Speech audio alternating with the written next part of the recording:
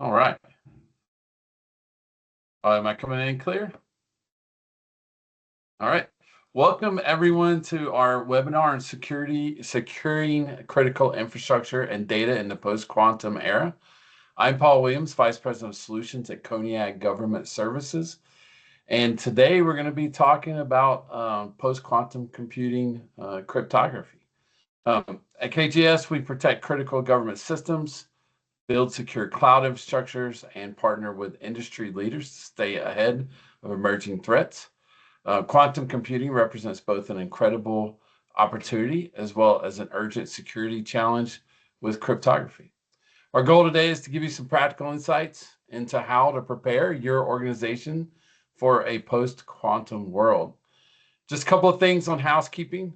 Questions are encouraged throughout. Please post them. It will provide some interactivity between our panel and the audience. But we won't deal with them until after we get through our initial discussion. This webinar is being recorded and will be posted out for anybody to review later. And yeah, let's get started. So I'm going to start with introducing our expert panel today. They have a depth and breadth of expertise in cyber, as well as cryptography in the government and big IT. I'm going to start off with Alex Burkhart. Alex, you want to give a quick introduction? Absolutely. Thank you, Paul. I'm Alex Burkhart. I'm our operating group president for Cognac Government Services for IT and cyber solutions. I've been in the industry doing government IT and cybersecurity contracting for about 27 years. Back to you, Thanks, Paul. Alex. All right, Jose. Hi, it's a pleasure to be here. My name is Jose Arrieta. I was the Chief Information Officer and Chief Data Officer of Health and Human Services during the pandemic. And yes, I oversaw all of their technology investments, all of their acquisitions, and all of their grant portfolio, which combined was about $1.2 trillion in spend during my time there. So it's a pleasure to be on. Thanks, Jose. And last but not least, Matthew. I'm Matt Campagna. Function as the lead cryptographer for Amazon Web Services, overseeing our transition to post-quantum cryptography. I started my career in the government working for NSA as a cryptologic mathematician doing algorithm design and analysis. So happy to be here today. All right, we're really excited to hear what all of you guys have to say about this. All right, we're going to kick off with the first topic. What is the current state of quantum computing development? Is it a real threat right now? Alex, we're going to start off with you. From an operational security lens, how should government organizations interpret today's quantum computing milestones? Is it hype or is it near real time? Where are we at with quantum computing? So I guess the way I would look at it, it's not hype. We just don't know when. We don't know when the evolutions will occur that make quantum computing and the threat to our cryptography a reality. I think the portion of it, obviously we need to plan, we need to get ready, but the portion of it that's a real risk now is kind of the whole harvest now, decrypt later paradigm, where we have nation states that are harvesting our data as it traverses the internet and networks, whether that's financial data, patent data, intellectual property, or classified information, and they're harvesting it with the goal of decrypting it later when the technology becomes available. So when we're looking at these risks and threats, we need to look at how long do we need to protect the information that is traversing the internet? Do we need to protect it for 5 years, 10 years, 25 years? And then do we expect this to be a real threat in that timeline? And if so, what do we need to do to protect it? All right, that's good insight. Jose, your experience with leading government, how do government leaders need to think differently about their timelines and technology shifts in regards to quantum computing? Like any good former leader that's asked a question, I'll answer a different question and maybe come back to the question that you asked, Paul. I just want to make a comment about what Alex said. So I'll talk about a particular, I think the timeline is now. and I'll give you a particular example that's well documented. There's a Bloomberg documentary on this that I think I have saved on my LinkedIn under videos. But on 15 March 2020, so HHS, Health and Human Services, the organization I used to lead, on average was probably scanned 300 million times a day when I became the HHS CIO. Around October of 2019, that jumped to about 1 billion times a day. On 15 March 2020, that became 18 billion times a second. And what was happening is we had over 2 million computers in 164 countries that were executing scanning activities and kind of pushing data at our network. The HHS network kind of touches 164 countries around the world. 2 trillion total in payments in the US, 1 trillion in grants spread out across 164 countries, about 27 billion in contracts. And what they were attempting to do is gain access to our underlying data to map our IT infrastructure so they had visibility on where the transactions would go. This is at the beginning of the pandemic. So they had visibility into where transactions would go. And at one level, they created a map of our organization and financial flows that was publicly available on the internet. At another level, we believe that they accessed a significant amount of HHS data. That's the largest biomedical research repository in the world, the largest genomic data set in the world, the largest payment infrastructure in the world when you think about the $2 trillion in payments. That is the entire FDA portfolio, 25 cents of every dollar spent in the global economy. It touches FDA, at some point from an approval perspective. So I think the answer to your question is, having lived it and without kind of getting into the details, I think the answer is now. I think the tools to harvest exist. I think some of those tools haven't been shown. I think that was a critical time in U.S. history.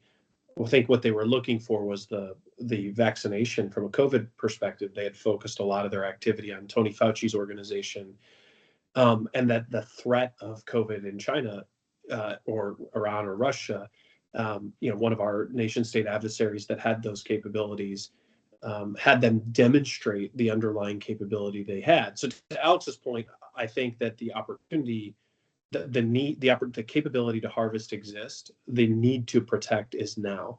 I'll make one other comment that's a little bit more light compared to the story that I just kind of highlighted at a high level. FY 2026 dollars, every dollar that's spent on tech modernization must be post-quantum secure. And that's U.S. That's in U.S. legislation and federal law. So I think the opportunity now. I think the ability to harvest the data exists. I think the more data that we create, the more sensor networks that we bring on board to collect data to power AI. If we don't secure them, we're giving away the crown jewels that are going to allow us to lead the global AI race. And then, as an example, I think that's already been demonstrated at scale. So anyway, I hope that in a roundabout way answers your question and maybe provides kind of some color to a real example of those activities that Alex described actually happening. No, I think it does. I think the takeaway is the government leaders are going to have to definitely deal with this right now, and you can't push it. It's got to be on the IT roadmap for this year. And it's a real threat now. So yeah, I think great explanation. Thank you.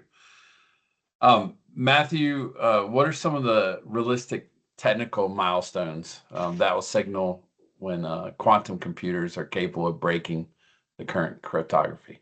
What do you see coming there? Yeah, there's really 3 things. I mean, you have to get a large number of logical qubits with low error rates, moving away from what's called like noisy intermediate scale quantum computers to real fault tolerant programmable machines. And then the qubit coherence time. So quantum computing uses qubits instead of traditional bits, and they're in this superposition state, but they decohere after some amount of time and get errors in them. So that time to run the actual program has to increase to maybe hours to days versus microseconds to minutes. And then you need a scalable architecture for assembling all this. One of the good news, for me at least, is quantum computing is really expensive. And the researchers and people building these are competing for investment dollars. And now they're competing against AI investment dollars. So they're super quick to promote their work because they need the funds to continue this research. So when we know how to build it, it'll still take 5 years to build a reliable computing device. So it's a lot like putting sending a rocket to Mars. Like even when you know how to build it, it's going to take a while to get it to be reliable transportation back there and back. And I think the same is true for quantum computing. I agree with Alex. You know, the threat now is real, even though they don't know how to build it. 5 years, you know, having a 5-year canary for is still not a lot of time. We know it takes at least 5 years to migrate systems. So if you want it to be done by 2030, you have to start now. And I think it's clear that we want data to be secure for 15, 20 years at a minimum. So now's the time to begin the migration. I think that gives us a little bit of hope, right? That it's not going to come in and break everything immediately, but no time to be complacent. All right, so we're going to jump to our next topic, vulnerabilities in existing cryptographic infrastructure. Again, I'm going to start with Alex. Alex, where are you seeing the biggest exposure points in the current federal and critical infrastructure networks?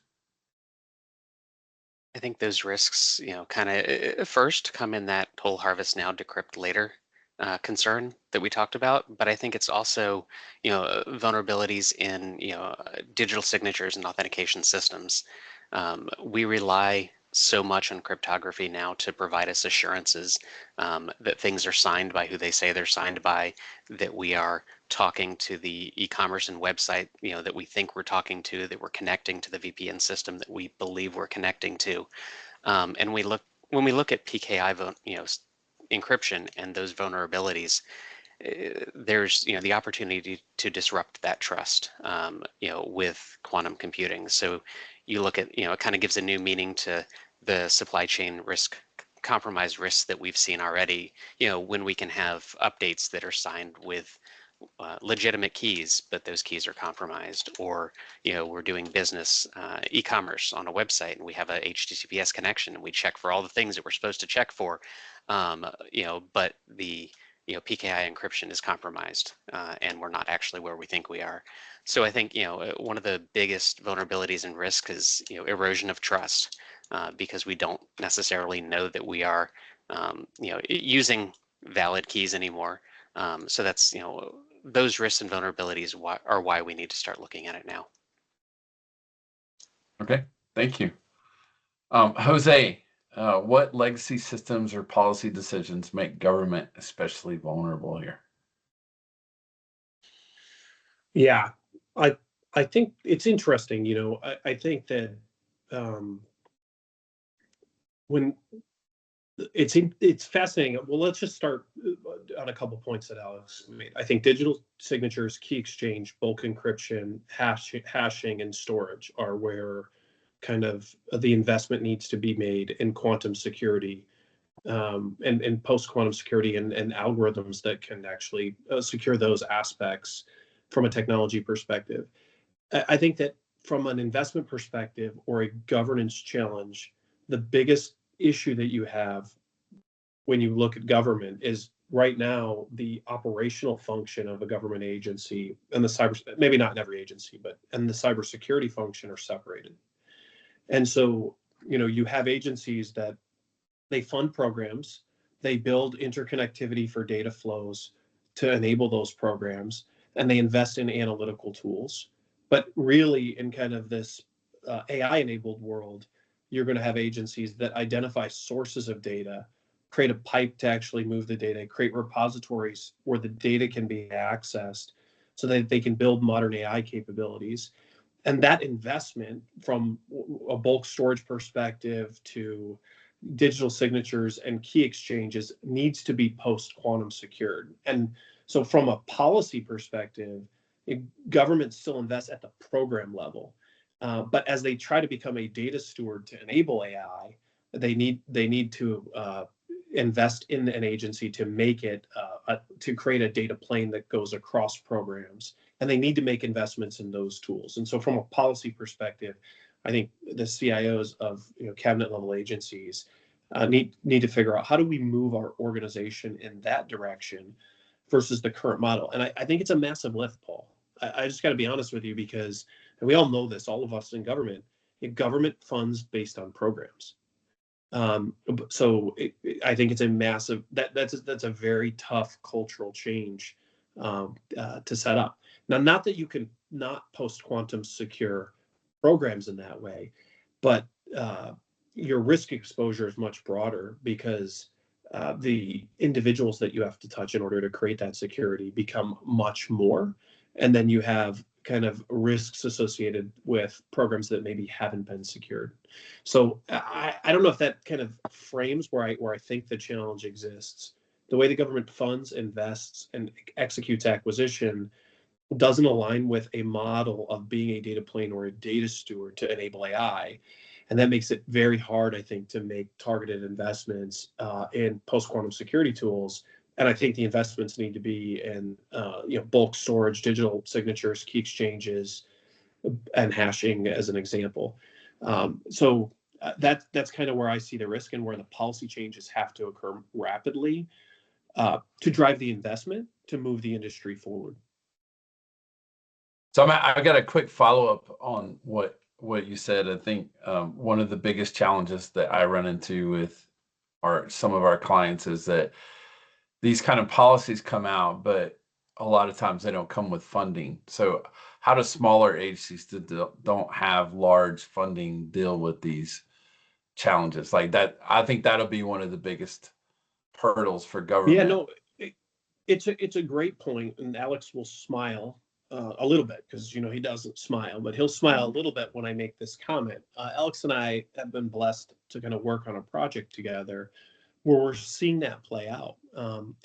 And so there's no funding to kind of modernize the cybersecurity posture of the agency, but certain activities that have certain risks that have kind of bubbled to the top within that agency has driven us to advise the agency to collapse their operational function and their cybersecurity function. So it's like, hey, there's some risk from a cybersecurity perspective in your operational function. Why don't you kind of push that together with your cybersecurity investment so that you can modernize your operational function in a way that meets modern cybersecurity standards? And so what we're able to do is we're able to upgrade the cybersecurity capabilities of the agency without asking for increased budget to actually drive that upgrade. Now that is event driven, but I think that the CIOs that are currently serving in positions, as they identify risks and threats to their organization, how do you use policy to drive those types of behaviors so that you can kind of put yourself in the best position from a security perspective to deal with some of the post-quantum issues that we're talking about on this call.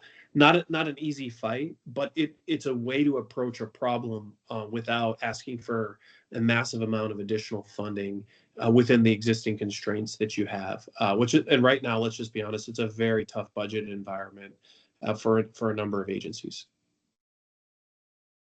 Great. So that's going to lead right into the question from Matthew. Matthew, I believe that one of the ways that these agencies can save money and still move there is to buy secure infrastructure. And I know you're leading the charge there at AWS. From a technical perspective, what do you see as the biggest implementation challenge, and where does that responsibility lie between like a provider like AWS and the implementer integrators that are working with these small agencies? Yeah, I think, when we built the systems that we have today, whether they're AWS systems or the cloud service systems or homegrown systems, we made a lot of cryptographic engineering decisions that were not all completely captured or written down in an inventory-like fashion. So we don't have sort of a blueprint of essentially what are the, hinges that we need to replace everywhere within our infrastructure. We have to go and find them. And that can be expensive. The good news is a lot of the infrastructure we use and build on are standardized, from standardized algorithms to standardized protocols. And that is the first kind of pass at being able to migrate those and looking at them as the roadmap for how we want to build cryptographic agility across how we're engineering today. In particular, like if you look at TLS, the transport layer security, that's sort of the fundamental security protocol for the internet. That does all the negotiations. Cryptographic operations are negotiated. And it happens without really doing anything other than typing into your browser where you want to go today.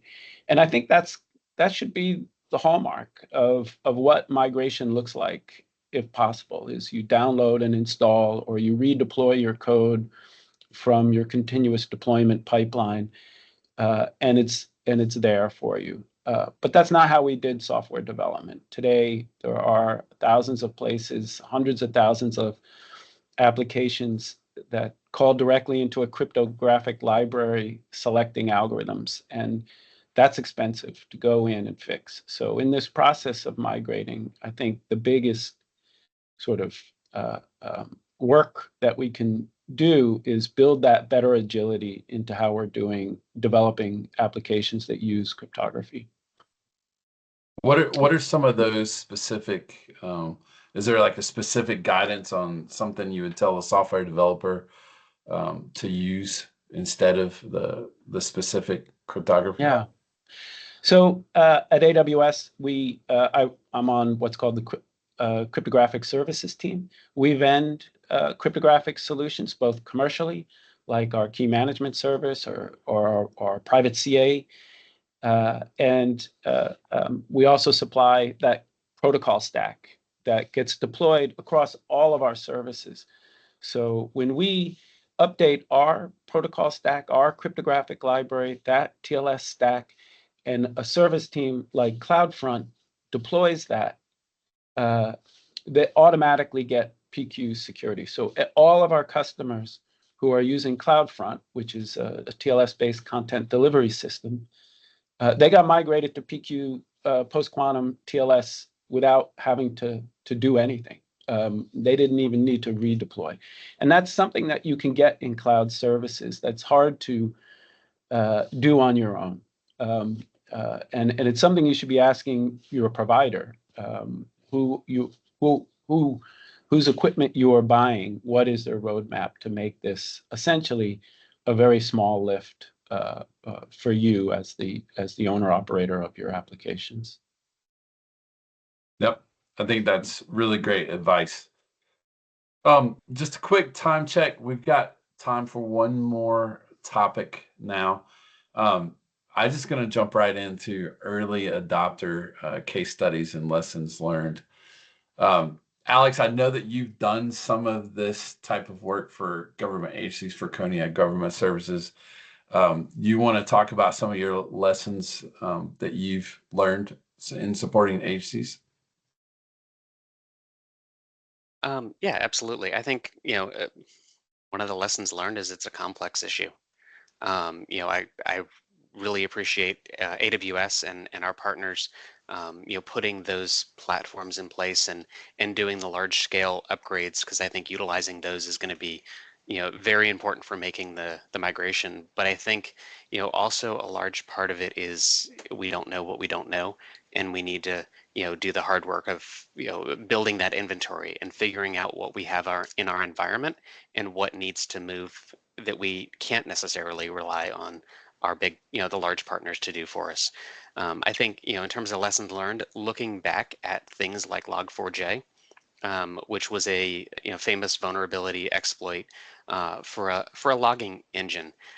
But I think what's really interesting about that and how it kind of applies here, Log4j was released in 2021, in November actually, and we're still fighting the ramifications of that vulnerability and getting attacks and exploits on software today because we've become so dependent on pieces of other people's code that our developers often just don't know what's in the applications that they're building. So, doing that inventory and analysis and determining where our true vulnerabilities lie isn't a quick process, and it's not a one-time process. It's gonna have to be something that we have to continue to dig into and ensure that we have a complete picture of where those vulnerabilities lie, and then just jumping in. There's no easy answer, but there's certainly some quick wins. And looking at our most vulnerable, highest value assets and tackling those first, and what do we need to do to protect our most valuable systems is certainly a good way to get started. So Alex, so if for those projects out there that are doing deployments, for instance, with the Log4j vulnerability, my assumption is we could plug in rules and conditions to start looking at post-cryptographic or post-quantum computing security into our DevSecOps pipelines and things like that to make sure we're doing best practices and list out any gaps that we have as an implementer, so that we know that we need to address them quickly using some of the methods that Matthew pointed out. I think you're exactly right. Taking responsibility as a developer and a systems integrator to ensuring that we are not including vulnerable libraries and that we're taking these things into account is definitely where it needs to start. Yeah. All right. Thank you. Jose, what do you see as some of the biggest opportunities for the government to lead here in the adoption? Yeah, I think it's interesting. I think we're very blessed to have large partners, Microsoft, Amazon, Oracle Cloud Infrastructure, that are investing in kind of modern quantum, post-quantum security capabilities. I think the biggest opportunity is going all the way out to the edge. And so, I didn't mention this in kind of my background, but I was the science and technology advisor to the Navy Secretary, specifically focused on autonomy, robotics, biosurveillance, some of the targeting systems. And I think that, the biggest opportunity to actually start from scratch, and maybe not purely from scratch, but start from scratch and build out, post-quantum secure capabilities is as follows. How do you create a secure root of trust in a hardware endpoint? How do you cryptographically wrap a data asset, embed it with a record of its integrity and a set of instructions, and allow it to leave the system of origin and retain its integrity and kind of those instructions at a distance? And if you can build out that core capability, and we can lead in autonomy, or we can lead in edge deployments of post-quantum secure AI-enabled capabilities, I think that's where the most upside is. That's where the most disruption is. That's where I want to be as a government contractor, in partnership with folks like Coniag and Amazon. And I'm sure Matthew can tell stories about some of the capabilities that Amazon's kind of building in that space. I'll make kind of one other comment and then stop. I do think that data transmission, or the ability to move data from a Pelio satellite to a float platform, or a platform that's not connected to a network, and the ability to kind of post-quantum secure that, the ability to encode that data, move it in real time, maybe not in order, but be able to put that puzzle piece back together, is a real area of interest for agencies to enable those edge applications as well. So I think it's those three things. How do we create a secure root of trust in a hardware endpoint? How do we cryptographically wrap data assets that come off of those sensor endpoints, embed them with a record of its integrity, as well as instructions so that it can leave the system of origin or generation and maintain that integrity inside of instructions? And then how do we then share that in a broader way, where we can kind of make sure that we can put the puzzle pieces together of the picture, even if we don't receive the picture in order, so that we can kind of coordinate a flow of platforms. And I'll kind of leave it with this. I'll give you a military example, but also like a more kind of human example. I see a future where we have a future right now where we have submersibles and submersibles and afloat platforms coordinating with one another, in the Pacific. I see a future where every cruise ship has a set of autonomous endpoints that are kind of transitioning with it, or shipping container ships. The other point that I'll make is when my kids are my age, they're going to have a 3D printer in the house. Somebody's going to be able to take a technical document, cryptographically wrap it, embed it with a record of integrity, have a pay rail, let it leave the system of origin, my laptop, where I just created this technical document, so you can 3D print a cup, or I guess in this case, a bottle, and allow me to buy it on a different platform, but I still be remediated. I still receive payment, right? It's the same problem as actually creating technical data wraps to allow for 3D printing across an allied supply chain with C4I infrastructure. So as an example, so I see that as like the big opportunity. I think that's where you can go fast. I think that's where you can have an impact. I think that's where you don't have to deal with a lot of the legacy. There's always legacy. But that's just my opinion. I could be way off. So your contracts officers and program leads are going to have to start putting that into requirements now, if it's going to be ready in 5 years, right? So hopefully they are all thinking about that. We are starting to see it in some acquisitions. So thanks, Jose. Matthew, from what you've learned in early adoptions at scale, what are some of the successes and pitfalls that you've seen? I shared one success on the CloudFront side, but that's really an artifact of I think our main success that I've seen, that we've had at least, is getting the organization, a large organization, around a PQC migration strategy that we've defined and made public to our customers, and we're following along with that internally.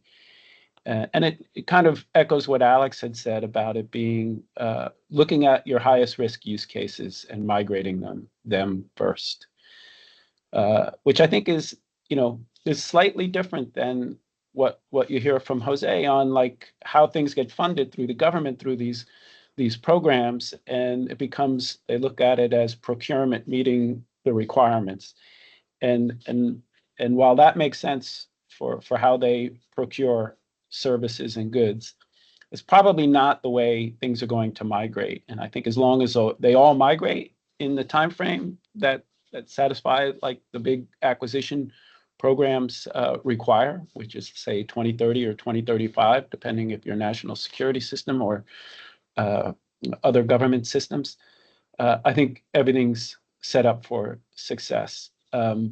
We've definitely seen internally, one of our big successes has been that story of trying to pull out of the individual developers those cryptographic decisions. And we've spent the last year really updating.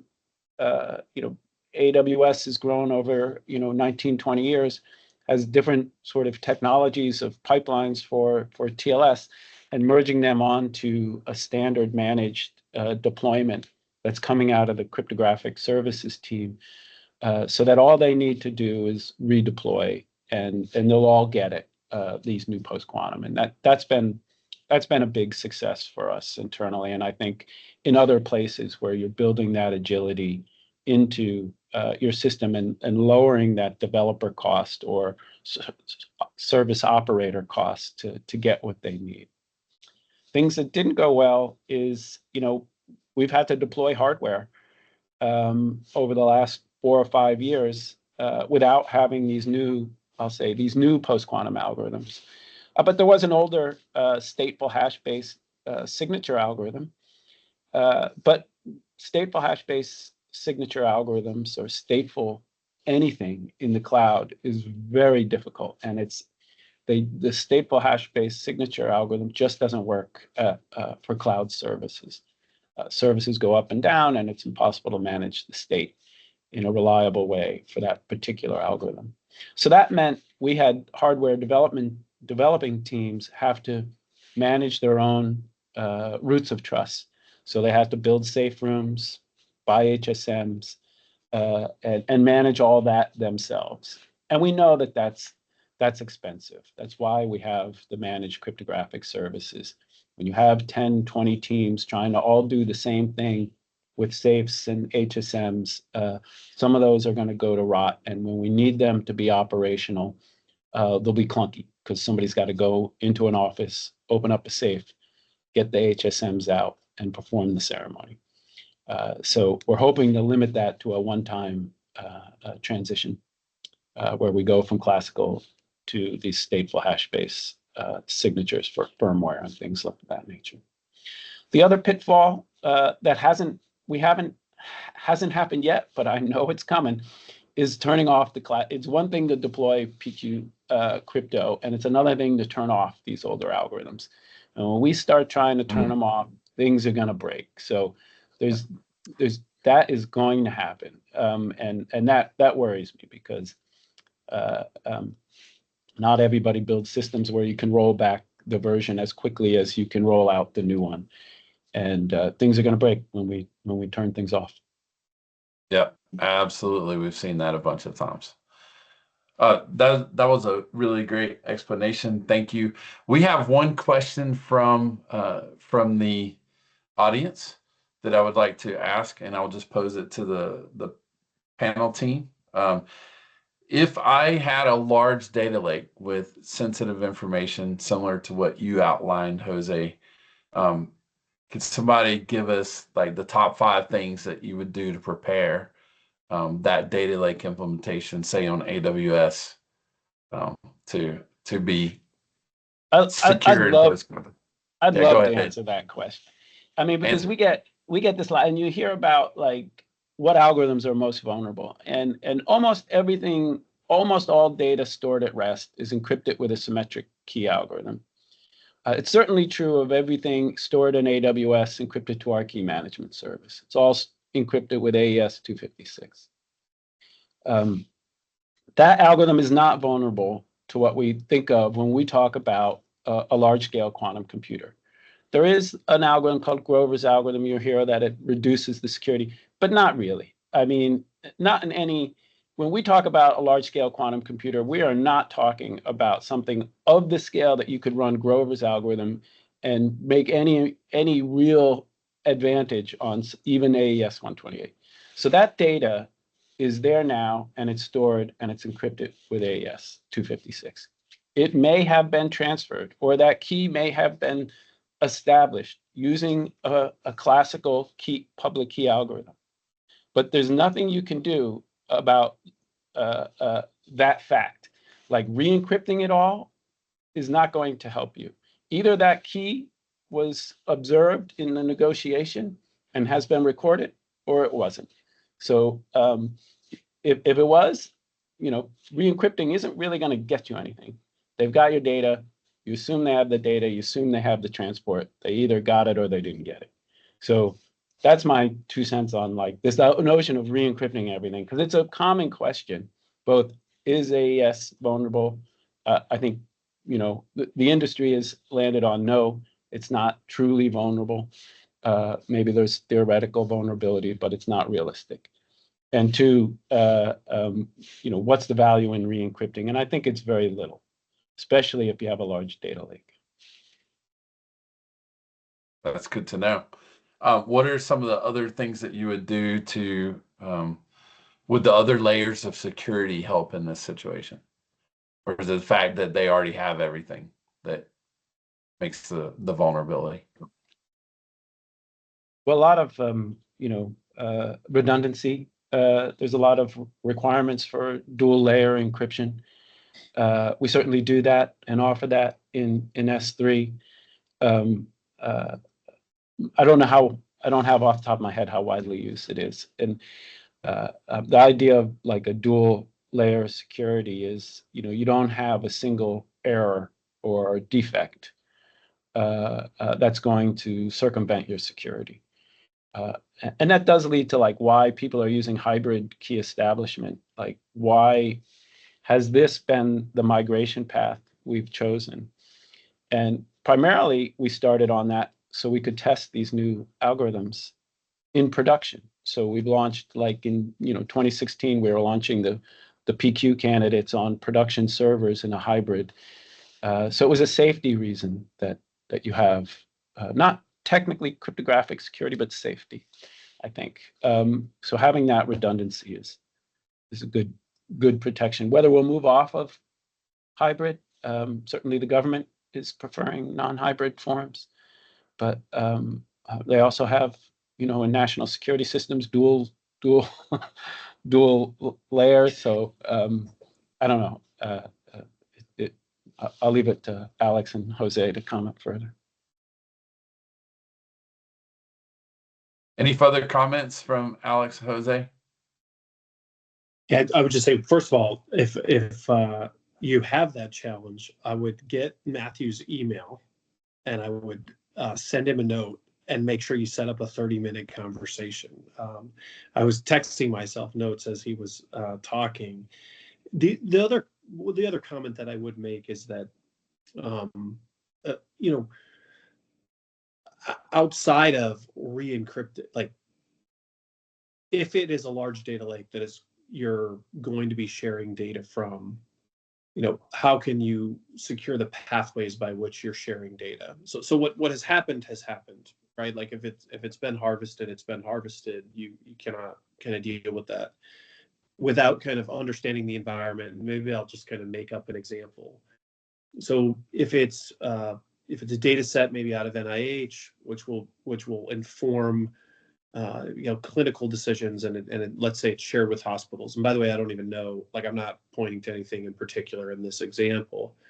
I would want to say, well, can we use a post-quantum, secure VPN that secures all 3 layers of the VPN to start sharing that data so it won't be harvested, right? That would be my first kind of thought. My second thought would be, from an analytical perspective, I'm probably taking NIH's data, which they've agreed to share with me, and I'm taking data that I'm collecting, in my clinical environment. How do I create a secure root of trust in the hardware endpoints so that I can cryptographically wrap and secure data that's collected off that hardware endpoint, whatever the sensing device may be? And then how do I then post-quantum secure maybe the analytical tools that are being used to bring those 2 pieces of data together and do whatever you're doing with it. So while you can't protect from data that's already been harvested, you can take the business function that you're engaged in and you can start to break it down into individual pieces and protect it. And I want to make kind of one other comment that I think is worthy, may not be directly related to the question, but it relates to funding. And I'm just going to kind of make up it's a real example, but so every federal agency, as a CIO, I had this responsibility for whatever 200,000 people, but I also had an operational function that serviced like 25,000 people. And what did we do? We put laptops and desktops. We gave them laptops, desktops, mobile devices. We secured servers, drivers, all that stuff, patching, updating. There are tools now where you can automate that and drive down that cost by 70%. So if I'm spending $20 million a year to do that, and I can cut my cost by 70%, that's significant. If I can cut my cost by that much and I can make sure that the pipe itself that's kind of driving the updates, connecting with the endpoints, is post-quantum secure, I've saved money, become more efficient, which is better for the bottom line. It's better for the agency that's trying to cut costs and become post-quantum secure at the same time. I think it's very easy to buy that from an outcome perspective as an acquisition professional. Before I was the CIO, I was the head of acquisition for all of HHS and the head of grants for all of HHS. And before that, I ran the largest contracting vehicle in the world. I think that's easy to buy. And it aligns with acquisition and technology objectives. So I think the other thing that I would do is kind of look at the function and see if there's ways that you can drive costs with new complex automation tools that are not point solutions. And then, from a requirements perspective, ensure that they meet post-quantum standards as it relates to data that maybe is shared and at rest in that environment. So I think it's a way to operationalize some of that. But I would call Matthew first. Trust me. I'd call Matthew or Alex first. Definitely, that's who we called. I think that's a good point too, though, Jose. We pride ourselves in automation across the entire life cycle, and I think for government agencies that are trying to implement it, that is definitely one very helpful thing to be able to use to address any kind of um, legacy issues that need to be modernized. And I think Is there's great. and Paul, sorry to jump in, but I think there's a new kind of a brand of integrator that's going to evolve in this world. And Matthew, I believe, kind of touched on this.